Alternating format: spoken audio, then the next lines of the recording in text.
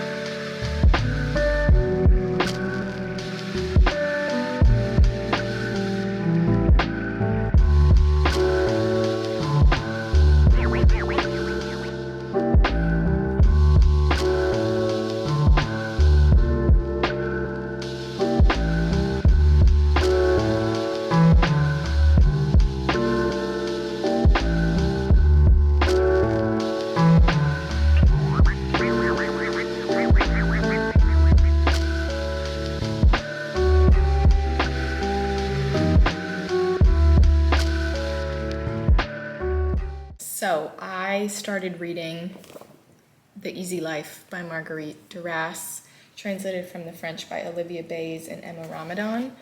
I'm about 50 pages into it, and I have to say I really am loving is the word that I want to say, but it's a little bit more complicated than that. But I really appreciate this book. I really respect it. I think that it is really hitting the notes of like those, I always keep my windows open. I'll close the window. Sorry, it always gets loud when I film because I have to keep my doors and windows open to get like air and ventilation here because it's just been so freaking hot because it's summertime and I don't like the heat and I feel claustrophobic when the windows are shut. And I don't want to put the air on because I still feel claustrophobic.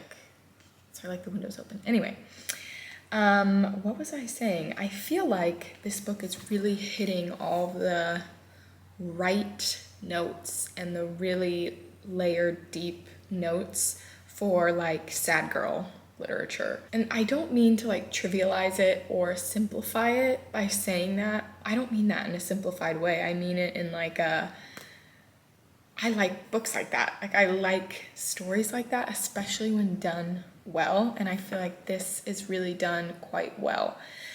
The first 20 pages or so, see, this is going to sound confusing because I'm only 50 pages in and I'm saying I'm loving it, but the first maybe like 15, my door just shut on its own. The first like 15, maybe 20 pages of this, it took me a while to get into this story because we're following our main character who's living with her family, I think on a farm, and I believe her brothers like get into a fight and one of her brothers passes away because the other brother hurt him so much. And then there's like more characters like living in the house with the family, so it's like kind of this like family thing going on in the beginning. I don't know, it just took me a little bit to get into it. But once we broke past the beginning and we're like more embedded in the story, I mean, there are some really poignant, that word is so hard to say, but there are some really good quotes that I've highlighted in this that really just kind of like, ooh, gut punch, you know, like, yeah, that hits me in the chest. I feel it. So on page 32, life was really nothing but chaos, and anger overtook me. Chaos, boredom, chaos. It began one night during the harvest when Nicholas impregnated her. And gradually, chaos led to more chaos, and everyone had let it happen. Of course, they were afraid, already bothered by the idea of any kind of change. Nicholas, my parents, everyone. Suddenly, I noticed my anger, noticed that chaos lived in me too. It surged through my body. The boredom surrounding me was black, a never-ending night. I thought of my age, the age of all those sleeping in this house, and I heard time gnaw at us like an army of rats. We were good seeds. We had let him live for 24 years. We had counted on time to impose order on the affairs of the house. Time had passed. Chaos had won out. Even so, it was now a chaos of souls, of blood. We could no longer heal. We no longer wanted to. We no longer knew how to want to be free. We were dreamers, degenerates, people who dream of happiness, a true happiness that will overwhelm it all. With Jerome dead, Clemence remained, and our nonchalance 24 years old. We still pleased ourselves, and we desired nothing else in the end except to continue to believe that we were made for an impossible life. I mean, I feel like there's just been a lot of moments that I've highlighted like that where I'm just really, I think, resonating with this story or this type of feeling right now specifically with things going on in my personal life. Yeah, I think I really appreciate stories like this and books like this.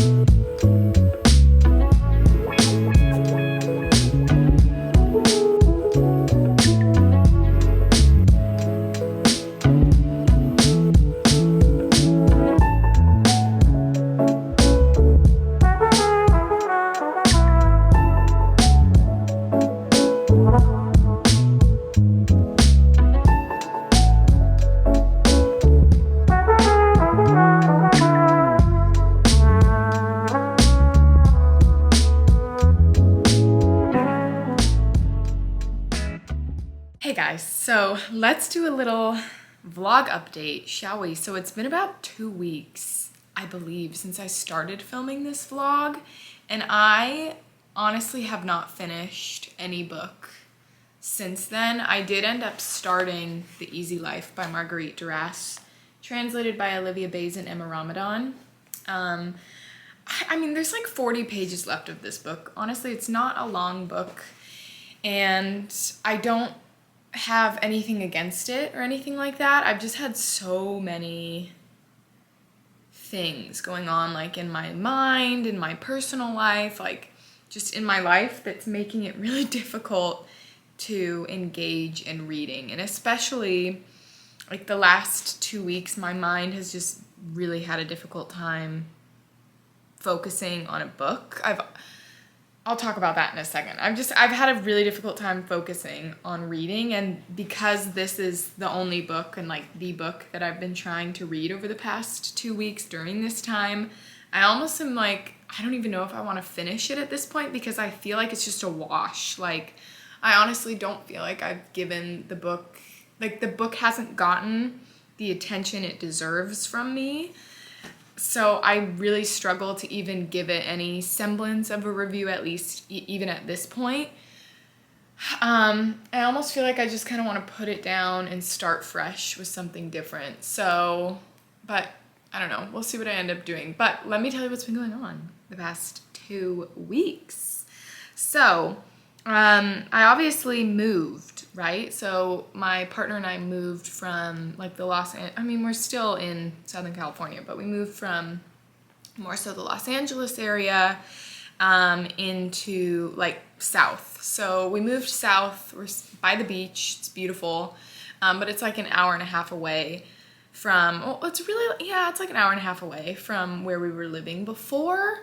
And so I did have to leave my job, and the drive, because traffic here is terrible, guys. It's terrible, especially in the LA area. It's like, but it's just like bad, man. The 405 freeway sucks.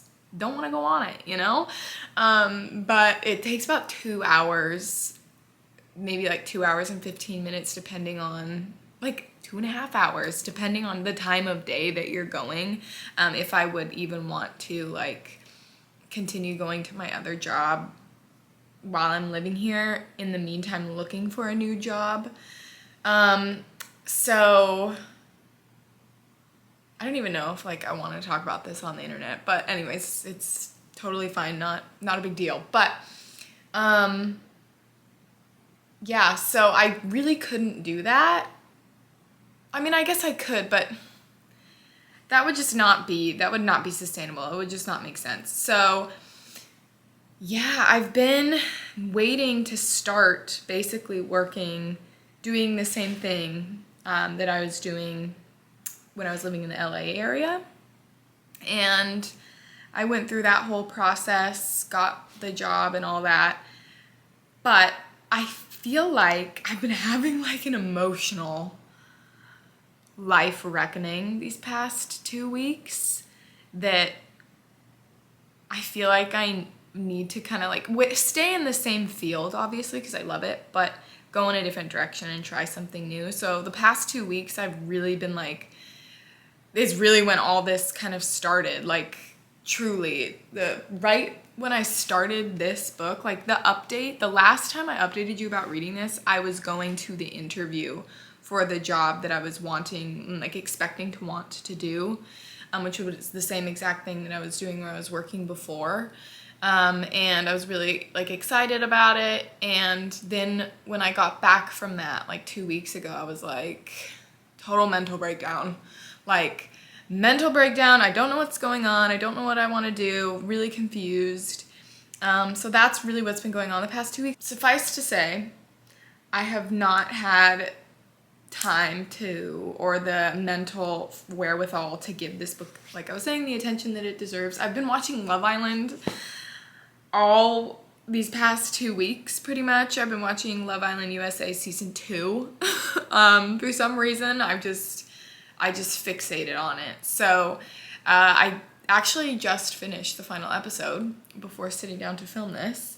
But yeah, and I'm just like, I feel bad because I feel like this book deserves more attention because there's such like beautiful moments in this, and I stand behind what I'm thinking I said like 2 weeks ago, is that I feel like this could be a book that a lot of people really love, especially in that like sad girl lit space. And again, not to trivialize that, because I think those books are like can be very incredible, really saying a lot, and doing something very artistic. I feel like a lot of people could really love this. So I don't know, I think just for where I'm at in my life right now, I need to put that book down and move on to something else. So unfortunate start to my Women in Translation Month reading, but not because the book was bad or anything.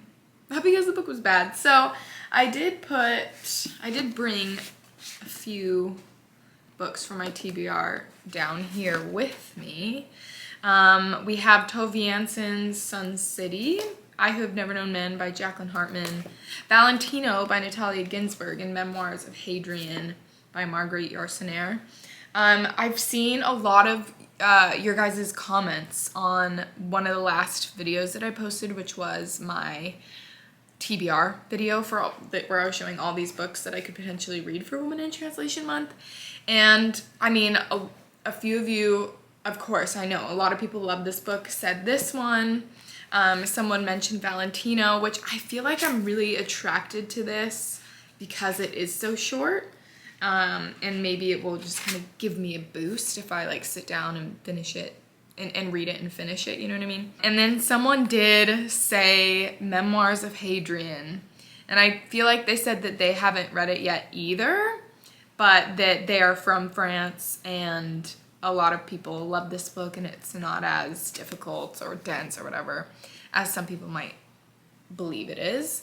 But the only thing putting me off right at this very moment, again, because I have been having a difficult time reading and focusing, is the length. Bro, it's the length. But then I'm drawn to Tove Jansson's Sun City because I just bought this recently on my birthday, like a month ago, and I don't know, I just feel like it could be interesting. I don't know why, like, I'm drawn to it. So we'll see what I pick up. We shall see what I pick up.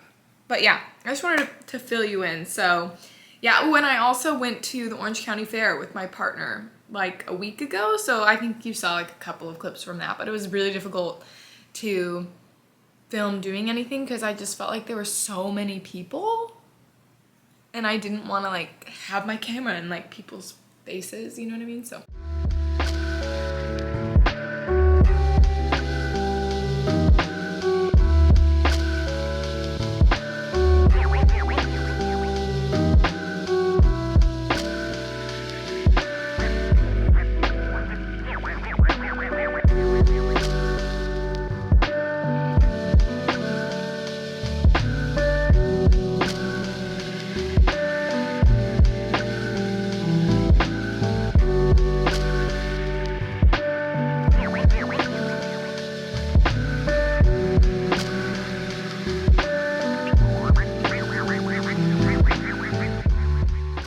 it's been a really weird couple of weeks, I must say. I don't remember the last time I updated this vlog. I think it might have been a week ago, unsure. But the last couple of weeks has been so crazy. So really like filming this vlog, the whole time filming this vlog has been it's been really difficult to focus on reading. Like I really just have not had the mental capacity the last couple of weeks to read or vlog anything because I've been looking for a new job, which I have found now, thankfully. And I'm really excited, a little bit nervous because it's slightly different than what I was doing before, but not too different. But only nervous in the general way that I think anybody would be to start a new job. I'm really eager to begin. I'm very excited about it too. So that's what's been going on the past couple of weeks. So I haven't been able to really vlog anything. I've really just been going to job interviews and talking to people and doing research and coming home and then relaxing because that's, you know, overstimulating and all that stuff. But I've been watching a lot of TV, surprisingly. I watched Mamma Mia, the movie. I watched Untamed, that show on Netflix, set in, I think it's Yosemite. That was really good. My partner and I loved that. I watched Sirens, which is also on Netflix, which I thought was very like intriguing. I really liked it. I watched that one by myself. And then I tried watching The Hunting Party. I got like 20 minutes into the first episode and I thought it was awful. I thought the acting was bad. I didn't like the way that it was written. I didn't like the story. I didn't like some themes. So I was just like, not for me. And of course I've been keeping up with the Summer I Turned Pretty third season. I have been keeping up with that, man. Every single week when that new episode drops, that's what's up. Like, that is literally what's up. And this season is insane. It's crazy. And I love the drama, but it's also so ridiculous because I'm like, dude, you guys are literally children. Calm down. It's so funny to like watch these. I'm calling them teeny bopper shows. I'm going to call them teeny bopper shows. Okay, there we go. So funny to watch these teeny bopper shows as like an adult.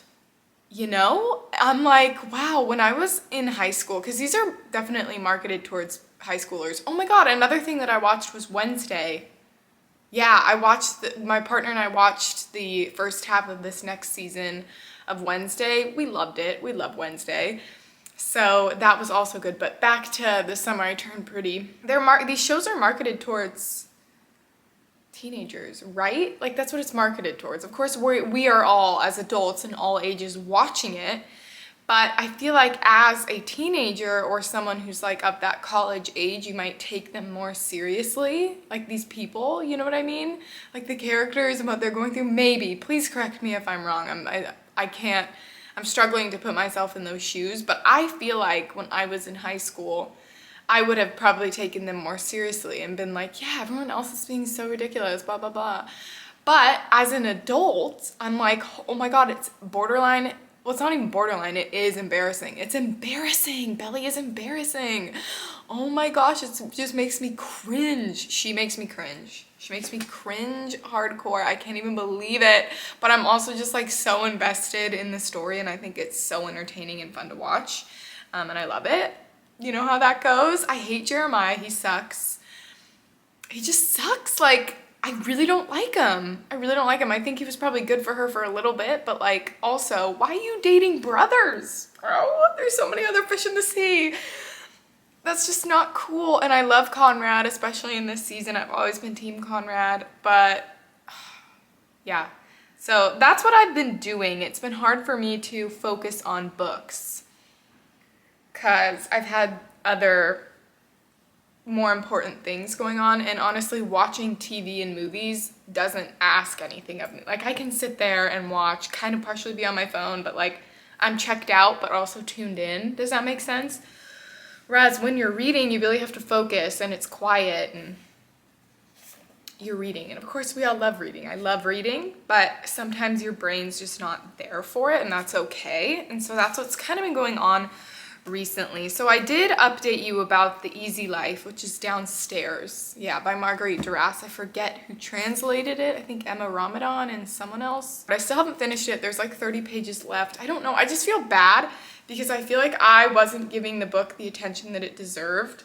And now I'm like, should I start from the beginning? But I don't really want to do that. I think I might end up finishing that book before the end of this vlog. We will see.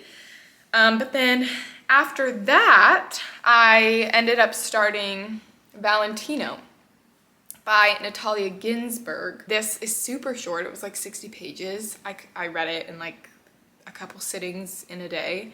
And I really liked this. It's not a new favorite of all time by any means, but I really did like this one. It's about this family, essentially, who is kind of struggling with money. They do have a few kids, I think like 3 kids.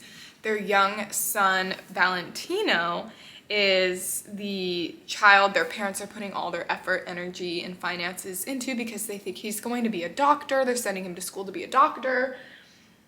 He has so much potential. He's gonna basically save our family and bring our family up in status and all that stuff. But then he comes home one day with this woman who the family is like really thrown off that he's with this woman because she's definitely older than him. They don't see her as attractive as him. They just don't think that she's like good enough for him, basically. But she comes from her own wealth, And she is a very, I don't know why the word austere is coming to mind for that female character that I'm forgetting the name of, but Valentino's wife. I think she's a very hard worker. I think that she has a difficult personality, but she also, you could tell, really cares about her family, and she wants to have a family that really cares about her. With that being like explicitly said, it's like definitely stated in her actions and stuff like that. So I felt like it really ended up being a story like what makes someone better than someone, because I think she was definitely out of his league in a lot of ways. But then it was also a lot about not being able to be yourself, and when people have certain expectations of people, and without someone being able to be authentic, or without that having anything to do with who the person actually is or feels that they are, or what they want from their life, it can cause so many problems, which is what happened in this story. So I really liked this. I really like Valentino. I definitely would recommend it. I'm really glad I was able to start and finish that. I think because it was so short, so I'm glad I knew to do that. And then I've just been kind of jumping around between two different books since I stopped that. I started Sun City by Tove Jansson. I'm on page 55, and this is basically set in Florida. It's following, like, set at like this old folks facility or old folks home, and it's following lots of different characters and what they get up to. I find myself having a hard time rooting myself in this story, I think because it is jumping around a lot, and I have not grasped onto anything in this yet, so I truly couldn't tell you any more than that. I think I want something that's asking less of me right now in my reading. But yeah, I do really still want the summer book by Tove Jansson as a total side note. That's a total side note. But yeah, I hope that I finish this and love this, but it's just not for me right now, I suppose. And then I started I Who Have Never Known Men by Jacqueline Hartman, translated by Roz Schwartz. 25 pages into this, and I'm definitely liking it, but I don't feel like I'm in the story yet. I don't feel like I'm invested, and I don't know if that's because I'm, again, having a really hard time absorbing myself into anything else, because my mind is constantly worrying in the background. Worrying, not worrying. Not worry. You know what I mean? Worrying in the background with all these other different things that I have to do and I'm thinking about, and things I have to learn. So it's really hard for me to turn. I can't turn that off right now. I absolutely cannot.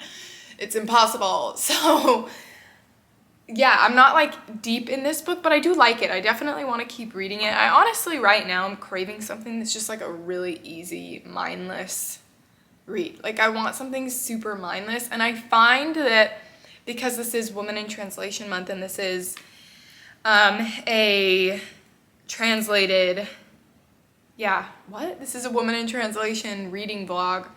I do want to keep to that theme. I really, really do. But I think that books in translation are often much more, not all the time, but the ones that we see are definitely much more layered, and definitely asking a bit more of your reader than, say, something like a genre fiction, of course.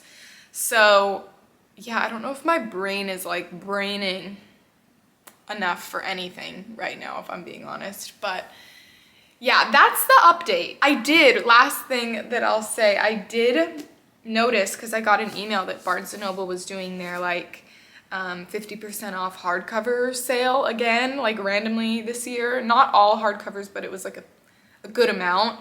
And I saw that Nikki Erlich's The Poppy Field hardcover was 50% off. So this was like $15 or $16, and I had a gift card that I got for my birthday that I'm really excited. I still have part of it left, and but I'm trying not to rush to use that. I think I might want to wait to see who wins the Booker Prize and then maybe buy that book with the gift card, but we'll see. But yeah, I used it, and I ordered this online, and it came in the mail, and it's beautiful. It has beautiful end covers. It's beautiful hardcover, or end papers, sorry. And this is the Barnes & Noble edition, so I don't know if those, I don't really like sprayed edges. They don't do anything for me. I think they make the book look cheap. but they're there. I don't really care, you know? Yeah, I'm really excited. I now own this because I wanted this so bad, but I couldn't justify buying, like spending $30 to $35 on a brand new hardback. Like I just couldn't do it. In Canada, this is $40. In Canada, this is $40. In the US, it's $32. That's too much. That's too much. But I saw that it was 50% off, so I jumped on it. I'm really excited about that.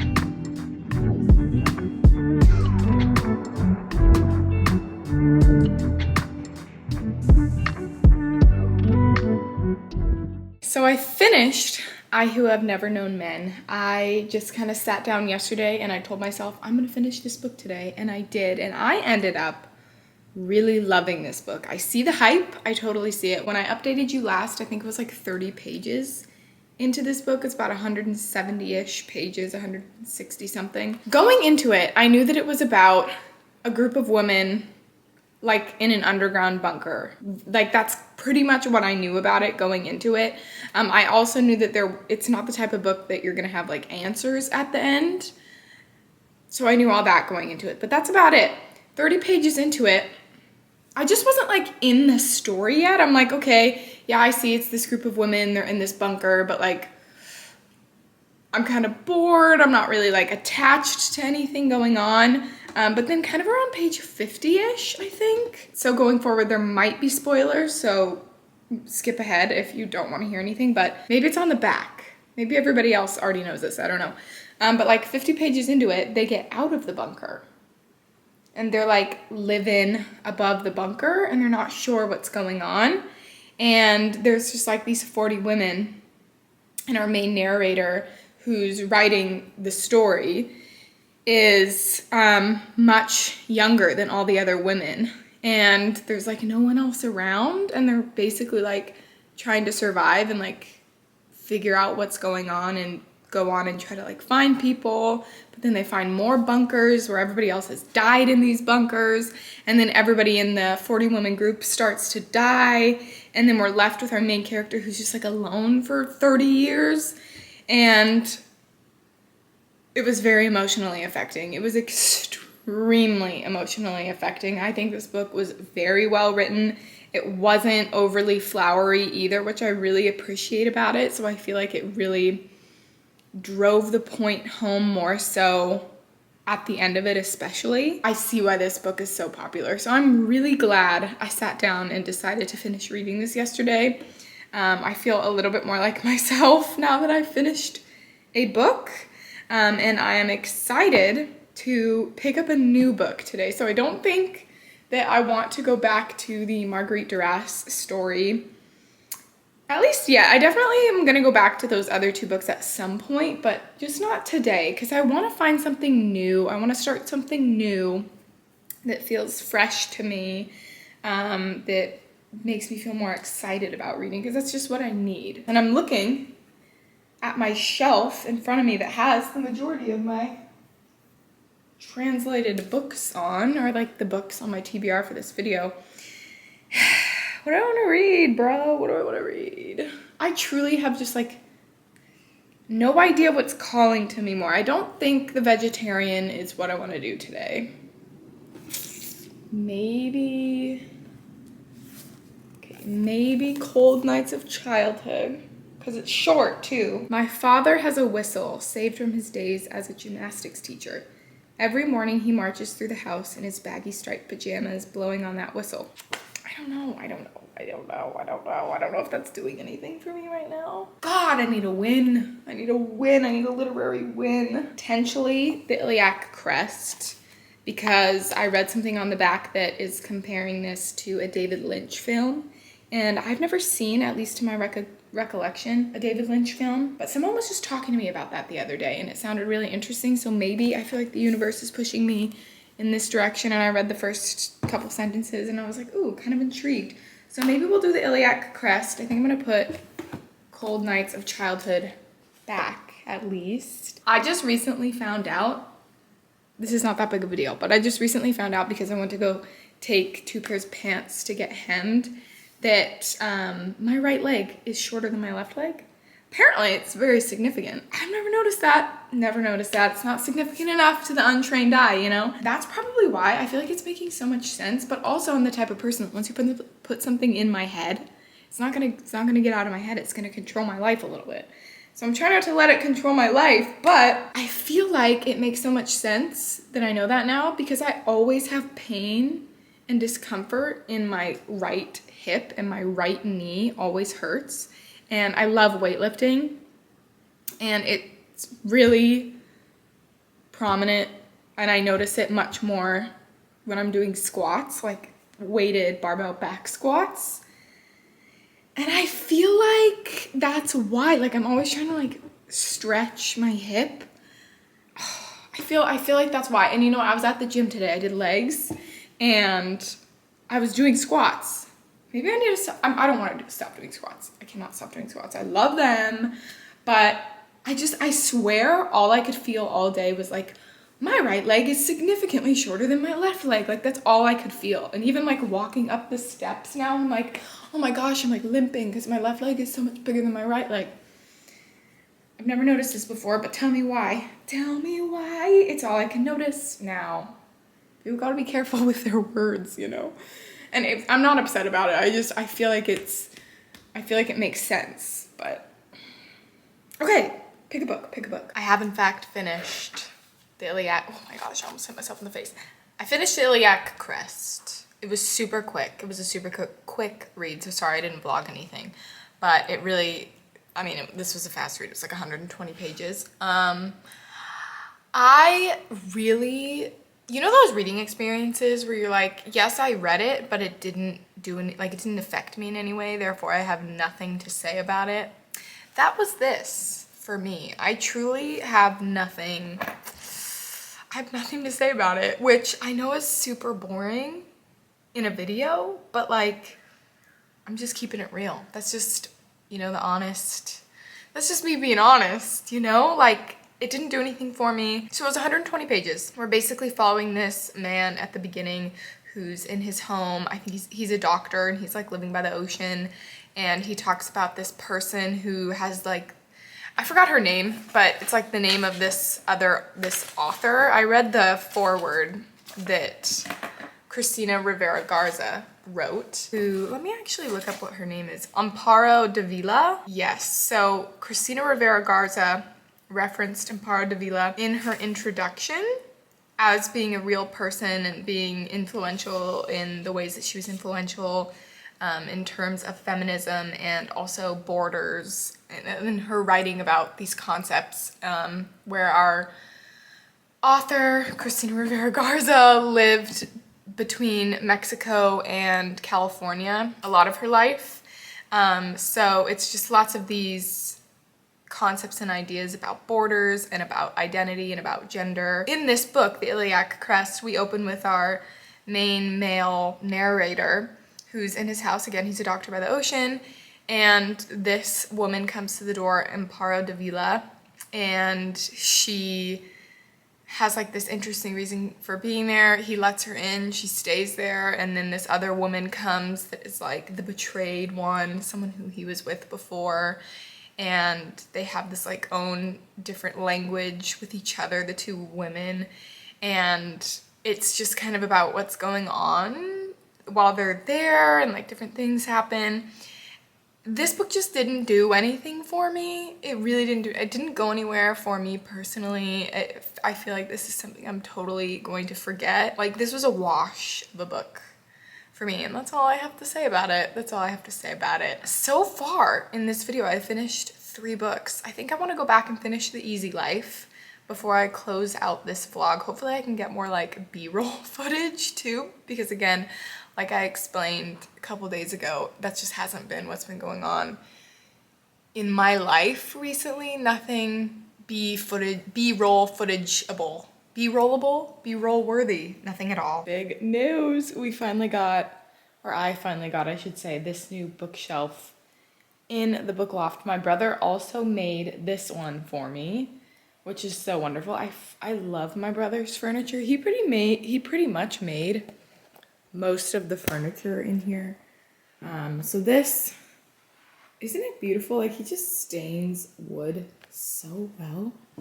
Gosh, I just love it. And I measured it. This is basically the size that I wanted here. I know there's more space. My boyfriend was making fun of me, saying like, oh, it could have gone farther over here. My toast just popped up. But no, I didn't want it to go too much farther over that way, and I didn't want it to go into where the gated, I don't know what that's called, where that part is. And I didn't want it to be as high as the wall, so I could put things on top if I wanted to. So yeah, this is perfect. I love it. And then my brother also made that bookshelf, and he made this bookshelf. He did not make, this is like an IKEA bookshelf, I think, that someone was getting rid of, so I just took it because it matched, like it was brown, you know? And then my brother also made this desk. This is another bookshelf that we found that someone was getting rid of. Oh, and he made this coffee table. So yeah, so I mean, our moving in process has been super, I mean, we're moved in, but we just don't have furniture for every area, and that's fine. That will be like a slow process, as I think I've said before, which is like all good. Furniture costs money, and we need that, you know what I mean? So yeah, but I have honestly been ignoring this middle, like this section of the loft. I just feel like I'm content at my desk. Those bookshelves look good, so whatever. And I've been avoiding all of these books on the floor. Those are probably gonna stay over there, honestly, but until I've gotten this bookshelf. And now that I have it, I can fill it up.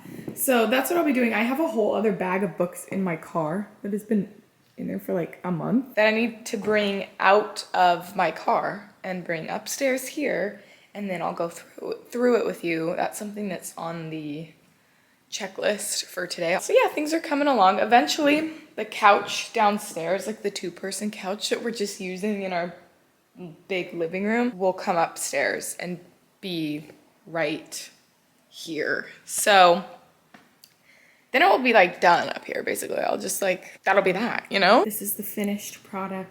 I think it looks so cute. I have all my Sarah J Maas books over here on the floor because they would have taken up like way too much space in this bookshelf, so that wasn't gonna happen. I have some books on this table, not the Poppy Fields, this is the Dust Jacket, but these stacks here, I might donate to my little free library because I just don't know if I want them on the shelves anymore. Like, you know, I have a lot of space, like I could put stuff on the floor, like there's plenty of space here, and if I need to get another bookshelf, I could definitely put one like here if I wanted to, but I don't really want to. I don't know. Mind you, again, there's gonna be a little couch here eventually when that time comes, but I don't know, I think it looks cute. I think this is the space I want to work with. Something that I've been doing this year is if I read a book, I give it like less than 3 stars, or I really don't like it that much, and I'm like, I don't feel the need to keep this on my shelves, then I get rid of it. Like, I don't just hoard it and keep it on my shelves. Like, truly, if I don't like it that much, I get rid of it. And I feel okay with that. Like, of course, there are some books that I've read and I'm like, oh, I feel like I want to keep this in my collection, so then I'll keep it. But I don't know. I've just been better this year about donating or getting rid of books that I've read that I don't want to keep. Now, mind you, I know I've been griping a lot lately about the fact that I've gotten rid of a lot of books because I moved. And that's because a lot of the books I got rid of were like, in my opinion, like classics. I don't want to get rid of those library builders, you know what I mean? And I don't want to get rid of books that I haven't read yet, that I'm just like assuming I'm not gonna like. It's like, what if I change my mind? You know, I already bought it. So yes, I think that I want to be really mindful about getting rid of books if I read it and I don't like them, donating them. The only ones that I'm kind of going back and forth between, so I'll need your guys' help on this, is Marilynne Robinson. At least her fiction. I do have one of her nonfiction books called Genesis somewhere on my shelves, but her fiction. So I have Home and Gilead. I feel like these are books I should keep in my collection, but I've just never connected to any Marilynne Robinson book. Like, I had Housekeeping that I got rid of a couple years ago. Like, I just don't know if I'm like a Marilynne Robinson person, but I wonder if one day I'll like regret that and want to keep them. So I feel like I'm going to keep them for now, but I might walk a couple of those books that I showed you in that pile over to the little free library in my little living community. But yeah, for now, this is the situation. I think it's so cute. I think it's so cute. That is my loft update for now. That is my bookshelf update. I think it's so cute when I look at it. I love it. But to finish off this vlog for Women in Translation Month, we'll try to do it quickly. Where did I put the book? I put it back on the shelf. Here, I did end up finishing up The Easy Life by Marguerite Duras, translated by Olivia Bays and Emma Ramadan from the French. Again, I feel like I just picked this book up at the wrong time, but it really did have a lot of potential to be... I say that it had potential to be a favorite. It definitely did. I feel like I could see in the right mood, in the right frame of mind, and with enough mental space, this could really be a favorite. Like I've said so many times, it's like that. And again, I'm not trivializing it at all, or I'm not trying to oversimplify it, but it is really like one of those sad girl literary kind of reads. It's like really quiet and she's just like thinking about what's the point of being alive, like what's the point of life kind of a thing. So I say it had potential to be a favorite, but I wonder, and maybe this is just me asking too much of my books, and because I know that I've said I have not personally been in the right mental space this whole month, unfortunately, just like with job interviews and getting ready to start a new job and thinking about my life and having quarter life crises and all that stuff. So I know it's probably me. I also wonder, like, if a book was good enough, it would cut through that. Does that make sense? Like, it would cut through that anyway and still be amazing and still grab my attention either way. Like, I would be able to like tell the difference, if that makes sense. But I don't know, this just falls like slightly shy of that, unfortunately. Yeah, if I had to rank top, second, third, definitely last. So that's my Women in Translation reading month vlog. I'm so sorry if it was kind of all over the place. I definitely just, like I have been saying, had so much going on personally this month that I couldn't really give myself entirely to reading, and that's okay, that happens. But please let me know down below what you ended up reading this month for Women in Translation Month. Please just tell me all of your thoughts. Thank you so much for watching. I hope you all are well. Have a great rest of your day, and goodbye.